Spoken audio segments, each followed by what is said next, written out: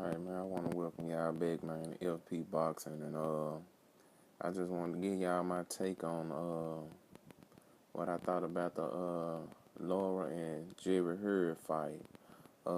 As we all know right now, Jarrett Hurd did win in a 12-round split decision. That was very close on the scorecards, but I do believe the right man won the fight. Jarrett Hurd did score a knockdown in the final round, the last minute of the 12th round. And I think that kind of sealed the deal for him, which I don't believe that, a knockdown, overshadows the whole fight. But going into that 12th round, I thought that it was pretty close. If Erislandy Lara would have stayed on his feet and maybe finished that 12th round, I believe that he easily could have got a draw, out of that fight. Lara actually could have been doing a little bit more of pressing the action instead of, admiring his work. I mean, there was several times in that fight I thought Lara could have actually scored a knockdown, maybe 3 or 4 times in that fight, but it seemed like when he laid a big shot on her and maybe stunned him or hurt him, he just sat back and just looked at how he hit him. Instead of following up with shots, he just kind of just sat back and, you seen how I just hit him. I hurt him. But instead of putting the pressure on him and trying to expose some of the inexperience of her not being in a big moment, he kind of admired the work and gave a young guy, the confidence to actually bounce back from a hard shot. So now Jarrett Hurd, with his split decision win, is now your WBA and IBF champion. Placed at the Hard Rock Hotel and Casino in Vegas. It was a sold-out event. The hotel casino sits around 2,600 people, so that was a nice turnout, for their fight. Jarrett Hurd at the end of the fight was kind of disappointed here.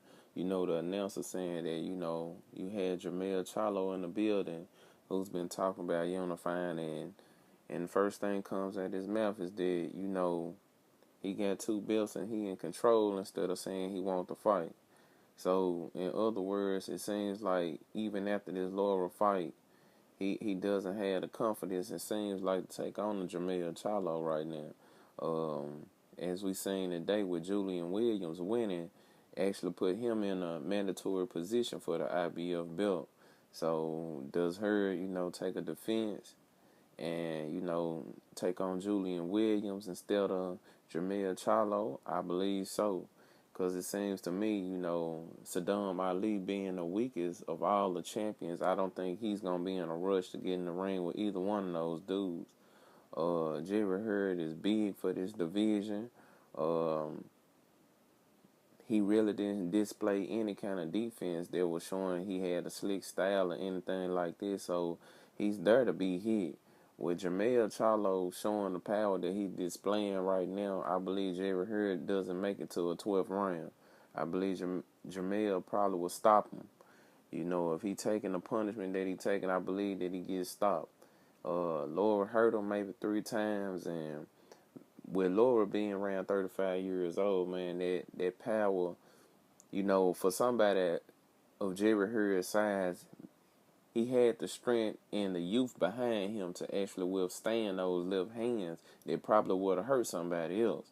But the punishment that he took from Lara, if there was Jamel Charlo dishing out those punches, he would hit the floor a long time ago in that fight.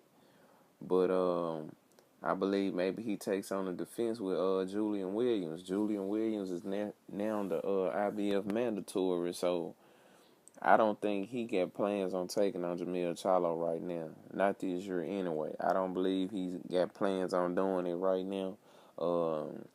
It's either him or Saddam Ali, I hate to say, but I don't think Saddam Ali is going to be in a rush to get in the ring with Jamel or Jarrett Hurd right now. But, just let me think, whatever y'all thinking out there about what happened during the fight, I'm willing to comment with you, and, we